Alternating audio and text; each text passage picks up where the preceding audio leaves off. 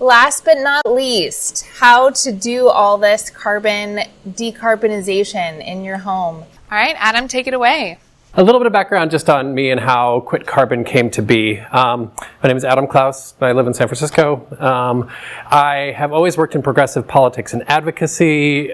Climate change has always been a major motivator for me. I've worked for groups like MoveOn.org, and for a long time was really content doing kind of the policy and getting the right people elected and trying to do all that. And then around 2017, for whatever reason, I got really depressed about our prospects for doing anything at that level on climate.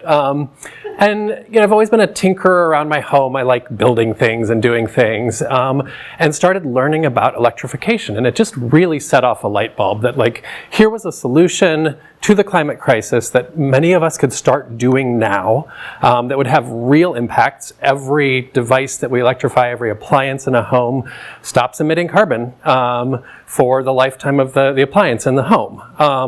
And so it's just like a kind of way to dig into the problem in a more visceral way than trying to lobby at that point and get things done in policy. So I got excited. I tried to start doing it in my own home and quickly found that it was really hard. And contractors tried to talk me out of it, and people gave me different advice, and they just couldn't find anybody to do it. I met up with other people on the way who were basically having the same experience. And we realized that what we really wanted was a friend, an advisor, a coach, a therapist to help us through that process, and decided we would become that for other people. And that's how Quit Carbon came to be. So we talked about all the background here.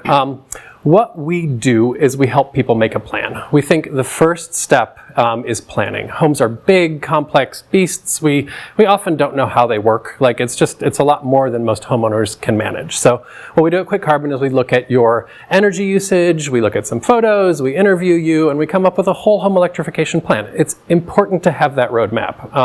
You want to make good decisions that set you up for the next piece. And we know that this work is going to happen probably over years for many people, and you want to budget for it, and just make good decisions. So if you're going to do electrical work, you want to know everything that's going to plug into that electrical panel eventually, even if you don't do it right away. But yeah, just do it in the right order for you and your home and your priorities. So we got that plan. Next up, you're going to start replacing those appliances one at a time. I mean, you can do it all at once if you want, but most people will do this one at a time. And there's a couple, so we walked through those. We got our heat pumps, we got our heat pump water heaters, we got our induction stoves.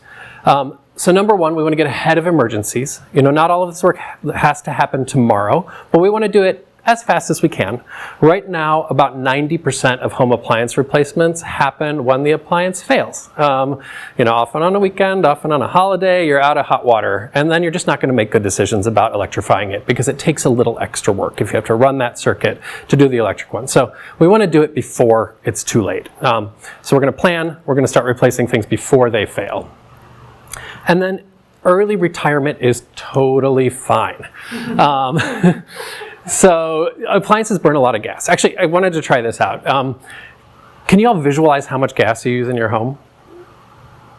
All right, so if you think about an average, like Rockridge bungalow, 1,500 square feet, decently well insulated. In January, you're going to use about 80 therms of gas in the home. A therm is 1,000 cubic feet of gas. So it's a cube 10 feet by 10 feet by 10 feet. You're going to use 80 of those. That is a pillar 80 stories tall of gas just in your home, just in the month of January.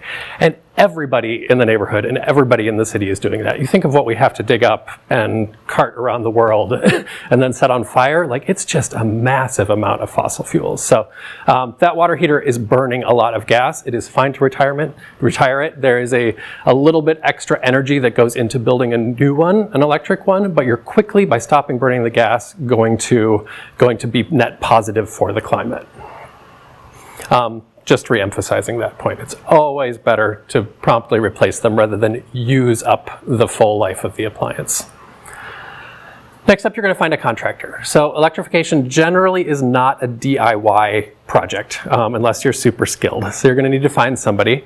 And here you want to find somebody who's going to give you the right thing for a fair price and be reputable and skilled when they do it.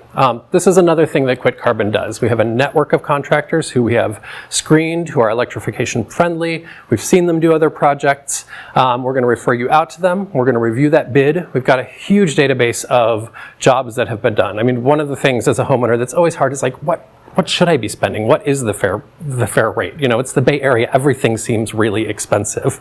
But we can help you understand where that fits in, explain what goes into that, and the value you're going to get out of it, and make sure that you're confident that you're paying the right price for this. So we do those referrals. There's also, folks have mentioned bayren.org is another resource here that has lists of contractors to reach out to. And then the switcheson.org is a statewide campaign that also has a contractor directory. And then finally, we're going to repeat until we have quit gas altogether. So we got to stop burning fossil fuels, period. That means not a little bit in your home still. It means we're going to cap that gas meter. That is a gas meter piñata, if you can tell. But we got to get to zero everywhere. So that is the end goal. And then finally, so you should do this. You should feel great about doing it. But your home, in the scheme of things, is a drop in the bucket. So it's really a community project. When you've done it, brag about it. Invite people over, on the coldest day and show them that your house is nice and toasty warm with that heat pump. Have them over, cook dinner on your induction cooktop. Help spread the word. This is probably the number one thing we can do to combat the climate crisis in our communities, and we should be doing it together and helping everybody else do it. Just a few things. I'm going to talk about costs now. So we used to think of it as like we have to pay and we have to sacrifice to fight climate change. That is changing. So the new reality is that we can get paid and we can save money and we can benefit by fighting climate change. I'm just going to walk through an example here. So with some of the electric options, the upfront cost is higher. So I'm going to talk about a water heater, switching to a heat pump water heater. In the Bay Area, we see that this can cost $10,000, and that is like a big number. But there are lots of rebates. In fact, starting next week, the 31st, there's a big new rebate program starting in California called Tech Clean California that's going to give most people $3,800 toward a heat pump water heater. You stack that with some of the Bayren and other incentives locally in the Bay Area, and most places that works out to about $7,700 in money that you will get back, including from the federal government in the Inflation Reduction Act tax credit. So we got support at all levels. So that takes it down to $2,300 out of your pocket, which is not a whole lot to pay for a water heater in the Bay Area. But then, because we're increasing the efficiency here, your old gas water heater is 60% efficient, meaning it sends 40% of its heat up the chimney. And you're switching to a heat pump, which Jeffrey explained how they work, but they're basically magic because they can work at 300 to 400% efficiency because they're moving heat, not making heat. And so by doing that, you are going to save money on your bills. Your electric bill will go up, but your gas bill will go down more. And so, this is average. It depends on how much water you use, but you could save $2,500 over the 15-year life of that water heater, which means you'll come out ahead in the end. You've saved money. You actually got paid to do this. And then when you stack on top of that you're going to have to replace your gas water heater in that time anyway, that's going to cost you maybe $4,000 here. You're really coming out ahead.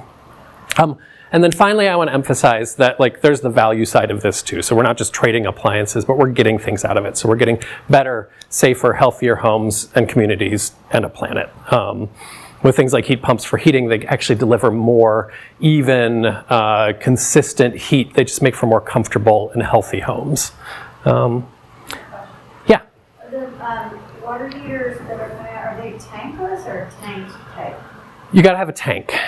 They heat a little bit more slowly. There are tankless electric, but you got to have 400 amps of service, and they're expensive to operate. So you want to make room for a tank. You're going to store water. It's going to replenish a little more slowly, but they work really well. From a carbon gas burning perspective, it's going to be your space heating, your furnace, and your water heater. Those are roughly equal. It depends on your house and your usage, but those are the big ones. That's 80-90% in our climate.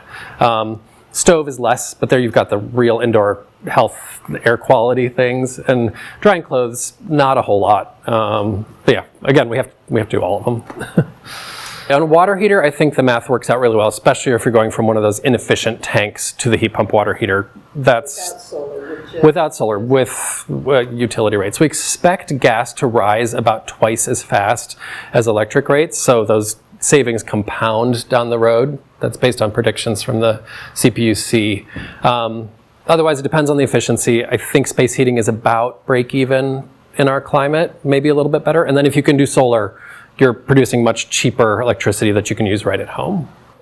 We're seeing it's possible on most homes here, at least the ones we've looked at so far. If you've got 100 amps of service, which is pretty standard for at least a single family home, you can do it. I've seen it done even on smaller. We're getting more and more technology that helps us manage those. So old circuit breakers and things were designed for like worst case scenario, like you turn everything on at once, which never happens. But they have to be that way because that's the only technology we have. Now we have things that can monitor what you're using and, for example, turn your car charger off or turn your water heater down for those few minutes where you're using all the power and just help you juggle all of that. And that's actually better for our overall infrastructure. If we don't upsize our homes, we don't have to upsize the transformers on the street and the wires, and it just like we're going to be way more smart about how we manage this available power. Our planning is free to homeowners.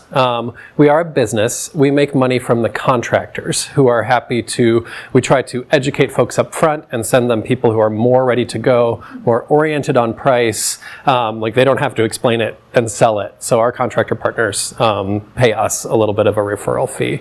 We think we're making their work more efficient. You know, they send a lot of trucks out to people who never do anything. And so, yeah, we're transparent about that, but that covers our costs and our business. I'm going to skip this one. This is hard to explain, but just a few more points on cost. So home value, Jeffrey mentioned the Air Quality Management District rules that will phase out the purchases of new gas appliances starting in a few years. When you buy a home, people are going to be looking at, is this home electric or electric ready? Because if you buy it after that time and it goes out and it hasn't been prepped for electric, it's that much more you're going to have to pay. So you should see this as an investment in the value of your home. There is financing. So like I mentioned, some things cost more up front, but you can get a loan to cover those. Interest rates are a little high right now, but hoping they come down. And when you spread that out and you balance it against lower utility payments, sometimes you can save money right off the bat. And then finally, talking a lot about homeowners, I know it can be very different for renters. There's a lot of issues we have to solve there. Although frankly, I've seen a couple water heater installations now. The prices are so low that it just makes sense for the landlord to do it, even though usually it's a landlord sinking the cost to install and the tenants saving the utility costs. But things are starting to change. But a couple options here. Everybody can switch to 100% renewable energy from East Bay Community Energy. Costs a couple bucks more a month, if anything, but the power you're using is totally clean then. And then you can do plug-in induction. There's actually two sitting out there on our tables. These cost $60 from IKEA or on Amazon. I've used one for a while. I just set it on top of the gas stove, plug it in, and most of the time I'm only using one burner anyway. It's a great way to try it out. You can share it with friends. You can take it outside when you're barbecuing. Like, it's a neat little device to have. They make great gifts. I'm gonna skip this one. And then, so we would love to talk to you at Quick Carbon. You can go to the website and sign up. We'll make you that plan. Again, the plan is the first step. If you're not ready to go tomorrow, let's start. Let's get an idea of what you're going to need to do. Ask your friends to do it. And we're all in this. I think we've got a lot of work to do, but it's an exciting project, and there's lots of ways we can help each other do it.